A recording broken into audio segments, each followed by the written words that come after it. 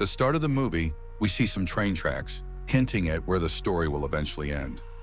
Then the scene shifts to the year 1968, where a train travels along those very same tracks, carrying a couple named Arish and Paul. Paul takes Arish to a newly opened restaurant in the city called Skyview, perched at a high elevation. Arish is thrilled. The two continue their outing, and Arish notices a young child having a lot of fun nearby. While they're there, someone snaps a photo of them. They then get into an elevator to head up to the restaurant. As they ascend, Arish begins to feel nervous. They eventually reach the restaurant, where they are asked to wait briefly for a table. During this time, they observe that the chef's kitchen is located right in the center of the restaurant. While they look around from the top floor, Arish places a rose in Paul's suit pocket. Unfortunately, a thorn pricks him, and he begins to bleed, which makes Arish feel uneasy. She goes to the restroom, where she starts to feel nauseous and has the urge to vomit. A singer named Maria, who had brought her son along, notices Arish.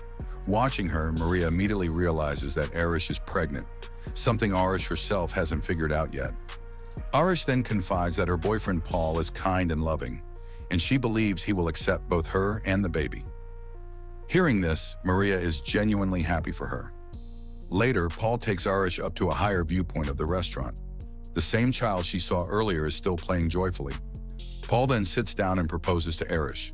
She tells him that she is pregnant. Overjoyed, Paul slips a ring onto her finger and makes her his fiancée. At that moment, Arish notices the mischievous child drop a coin off the ledge. Strangely, the coin gets sucked back inside, almost like through an air conditioning vent, and ends up stuck in a fan.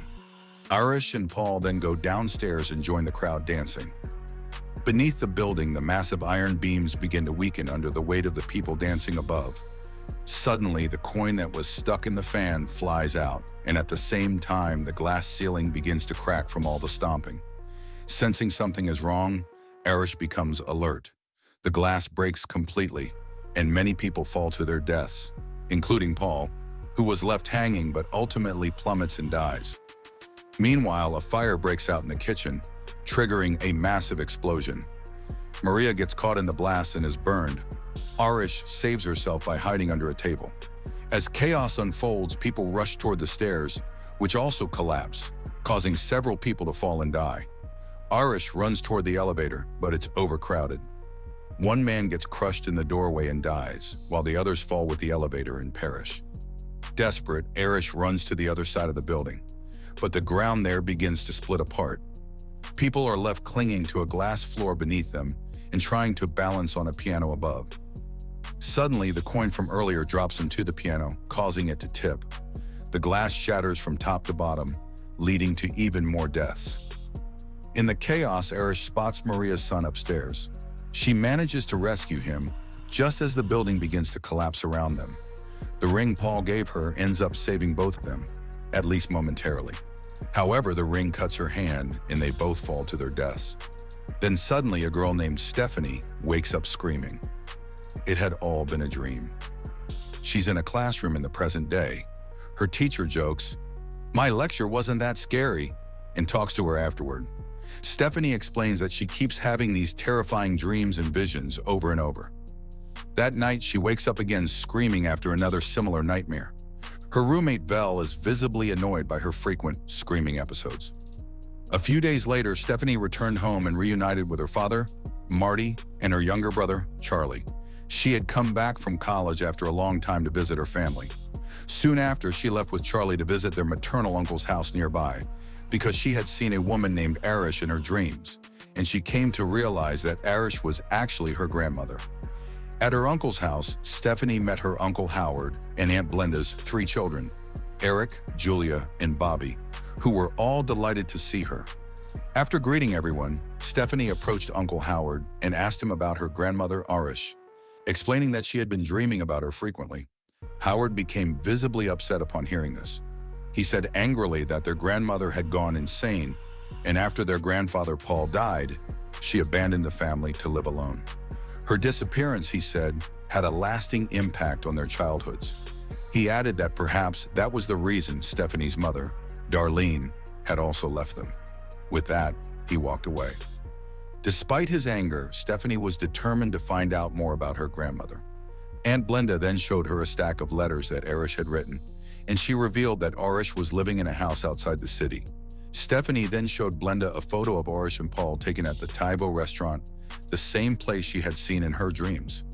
Motivated by her visions, Stephanie traveled into the forest to find Arish's secluded house.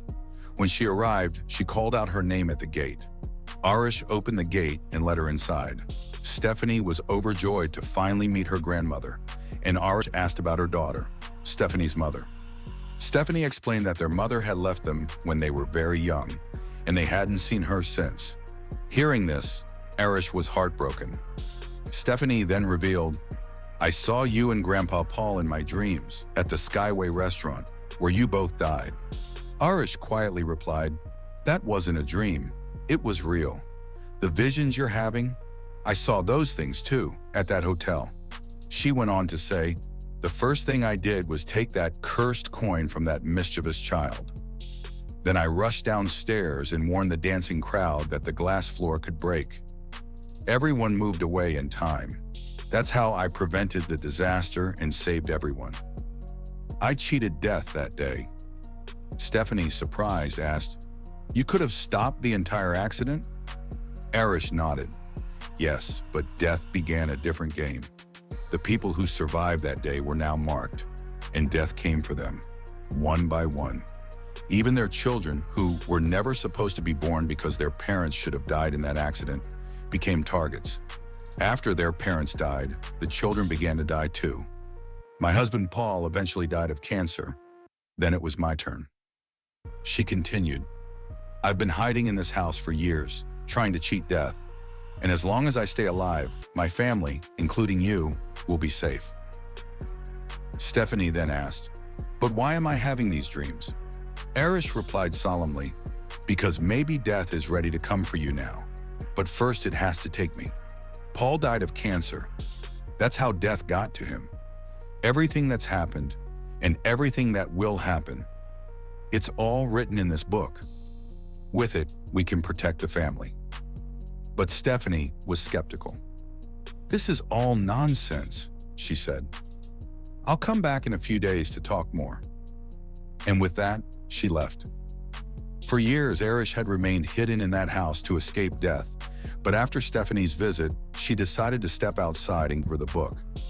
She warned her granddaughter, "Death will follow you now. To survive, you'll need this book. And if you don't believe any of this, just watch." And in that very moment, just as she stepped outside, an object fell, triggering a sudden accident. Arish was killed instantly. Arish's funeral was held 2 days later. All of her children and grandchildren gathered to pay their respects. It was then that Stephanie began to truly believe that everything her grandmother had told her was real. Howard and Marty arrived and offered comfort to Stephanie. While they were there, Stephanie's mother, Darlene, who had been absent for many years, returned for the funeral. Howard greeted his sister warmly. However, Stephanie and her younger brother, Charlie, were visibly upset by their mother's return. Unsettled, Stephanie left and returned home. Back at her place, she began reading through the book her grandmother had given her. As she flipped through its pages, she grew increasingly suspicious that her entire family might now be in danger. Arish had kept the very coin from the Skyview restaurant accident and had left it specifically for Stephanie. The book then gave a detailed overview of how people had died in all 5 of the Final Destination films. Arish had documented everything, and Stephanie realized the disturbing truth. Everyone who had died in those films had ancestors, either parents or grandparents, who had survived the Skyview restaurant incident. This meant death wasn't random. It was coming after their bloodlines because they had escaped fate once. Horrified by this discovery, Stephanie rushed out to warn her family. But no one was answering her calls. Meanwhile, the entire family had gathered for a party at Howard's house. Everyone was having a good time. During the celebration, Bobby accidentally broke a glass. A shard of it fell into the ice bucket, which everyone was using to make drinks. No one noticed the glass shard or knew which drink it had ended up in. As everyone got ready to dance, Marty happened to be holding the drink with the broken glass. He set it down on a table just as Stephanie arrived and began watching everyone. But by then, death had already begun its work. A toy fell, knocking over the drink. As a result, Howard stepped on the broken glass, cutting his foot. He fell backward, knocking over a shovel, which then triggered a lawn machine nearby. The machine turned on and brutally crushed Howard's face, killing him instantly. Everyone at the party was horrified and panicked. The next day, Stephanie explained everything to the group. She told them about the book and revealed that, according to her grandmother's research, only one man named JB had ever survived a similar fate. Stephanie then shared all the findings. Every person who had survived the Skyview Tower disaster eventually had their entire family hunted down and killed by death. And now, since Arish had evaded death for years, her entire bloodline was next. Howard had already been taken, and now it was just a matter of time before his children, Eric, Julia, and Bobby, would be targeted. Next in line would be Howard's sister, Darlene, and her children, Stephanie and Charlie. Realizing this, the family tried to find a way to protect Eric, but Julia and others started to believe Stephanie was losing her mind. Blenda accused her of making a mockery of Howard's death and stormed off with her kids. Despite this, Stephanie's mother, Darlene, believed her. Still, Stephanie remained angry with her for abandoning her and Charlie all those years ago. That night, Eric was at his tattoo shop, piercing a girl's tongue. After she left, he closed the shop and began working alone. His friend Mott was helping him clean and organize the space. Eric, still mourning his father, decided to get a tattoo in Howard's memory on his arm. As he worked, he used kerosene to clean the floors. Suddenly, a metal chain hanging from the ceiling got caught in a fan. As the chain started to retract, it pulled upward, dragging Eric with it. Meanwhile, the kerosene had ignited, starting a fire. Eric struggled and eventually broke free from the chain, but in doing so, he fell into the flames. The fire quickly spread throughout the shop, leaving Eric in a life-threatening situation. The next day, Stephanie and Charlie heard about a fire at Eric's tattoo shop. Worried, they rushed to his house. Just as they arrived, Eric was hit by their car right outside, but luckily he only injured his hand and was still alive.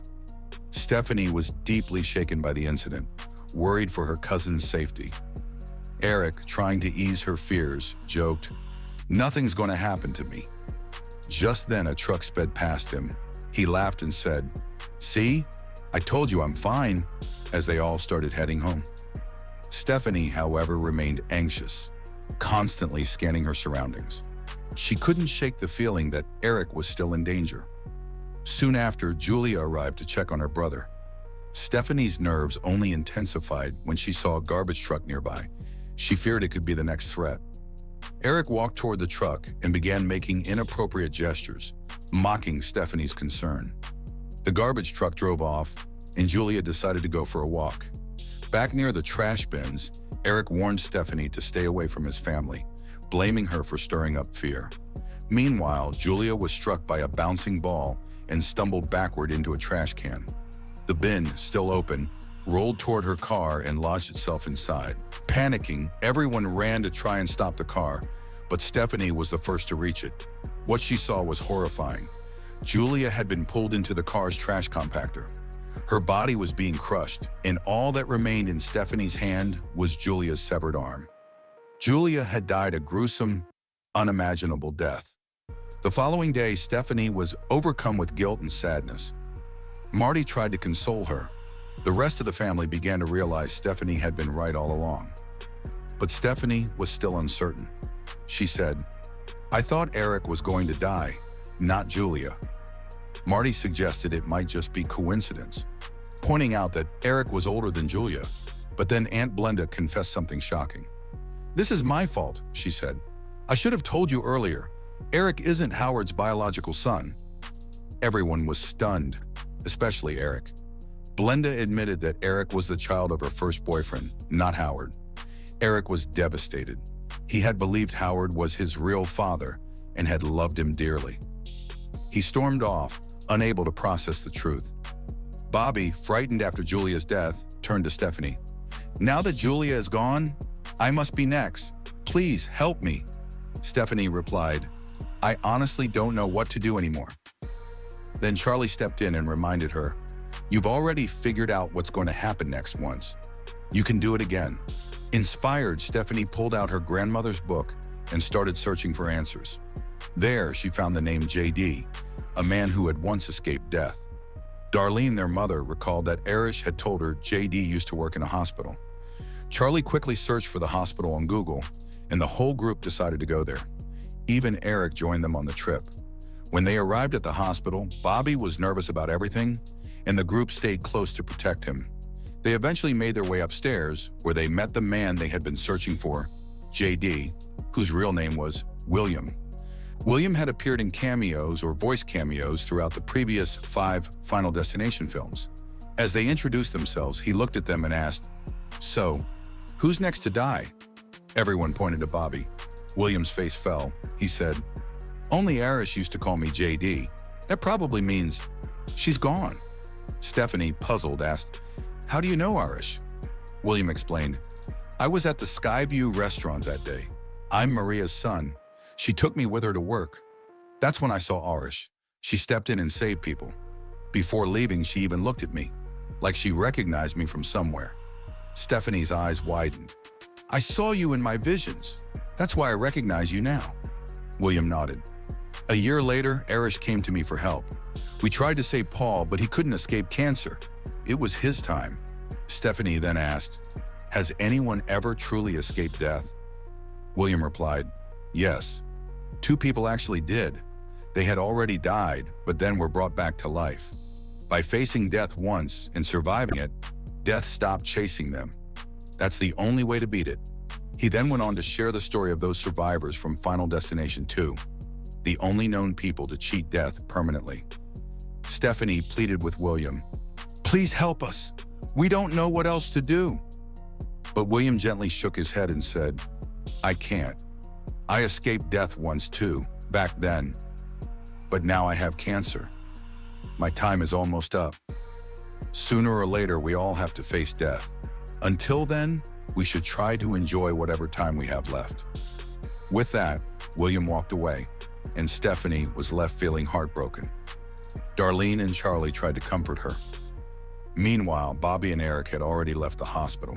As they walked outside, Eric came up with an idea. Since Bobby was allergic to nuts, he suggested triggering an allergic reaction by giving Bobby a chocolate with nuts, intentionally killing him, and then reviving him with a Panafrin auto-injector. Bobby didn't like the plan at all, but feeling desperate, he agreed. Eric went to get a nut-filled chocolate bar from a nearby Cadbury vending machine, but the candy got stuck. Both of them shook the machine until it finally dropped, though they didn't realize the machine's internal spring had already come loose. After getting the chocolate, they headed to a nearby room. Eric told Bobby to wait there while he went to grab the injector. As Eric slammed the door behind him, it unknowingly triggered a chain reaction. The game of death had begun. An MRI machine in the room suddenly powered on by itself. No one had turned it on. Bobby, unaware of the danger, remained inside. Eric returned with the injector and handed Bobby the nut chocolate. Bobby took a bite, and almost immediately his allergic reaction began.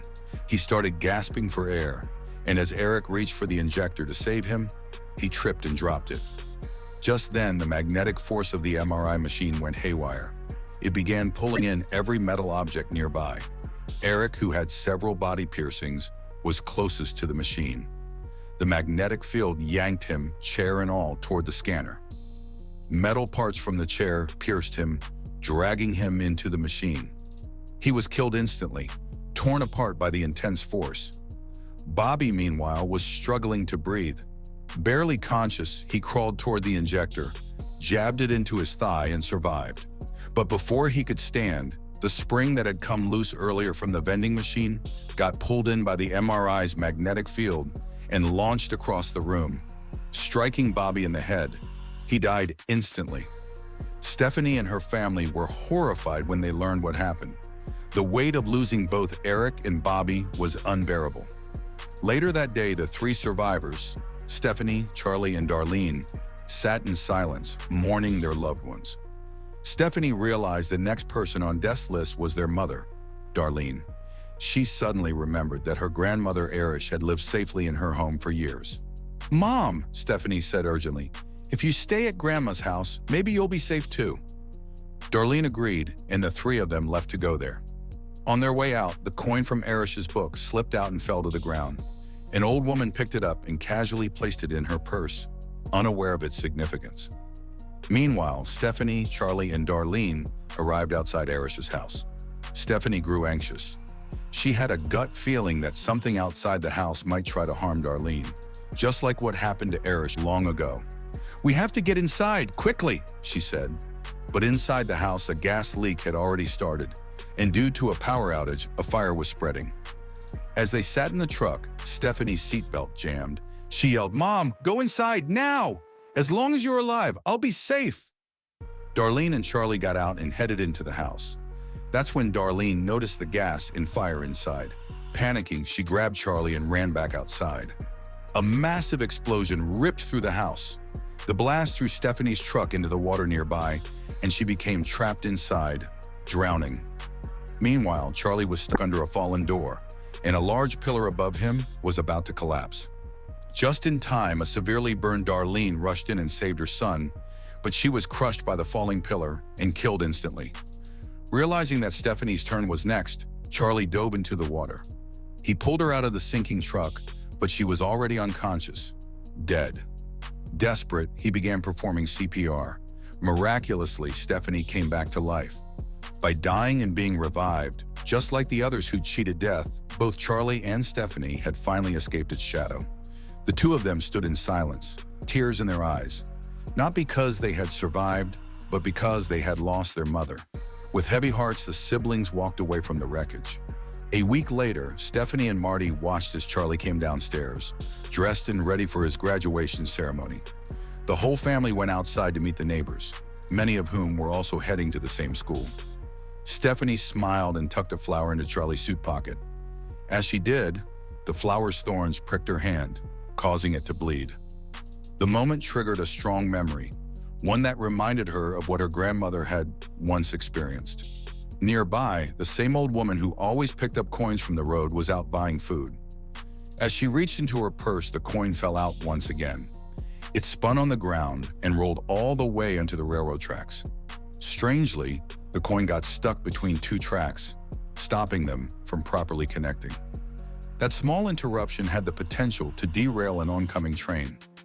Meanwhile, Stephanie and Charlie ran into Marty's friend, who happened to be a doctor. He greeted Stephanie warmly and said, "Charlie told me everything. I'm glad to see you're still with us." Stephanie smiled faintly and replied, "Yeah, I died and came back. Guess I'm one of the lucky ones." The doctor paused, then said, "Well, technically you weren't dead. If someone drowns and doesn't breathe for more than 5 minutes, that's when they're declared dead. But you came to within a minute. You had just fainted." Hearing this crushed both Charlie and Stephanie.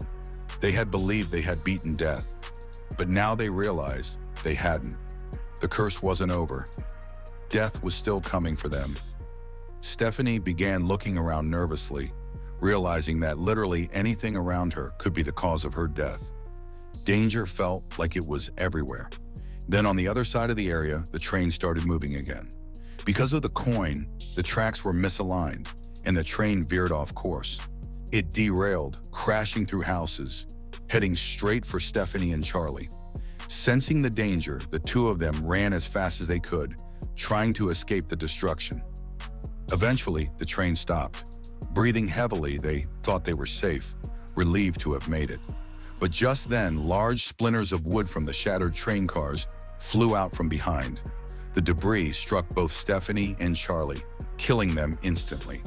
And with that final blow, in true Final Destination fashion, death completed its mission, wiping out the last members of the family's bloodline.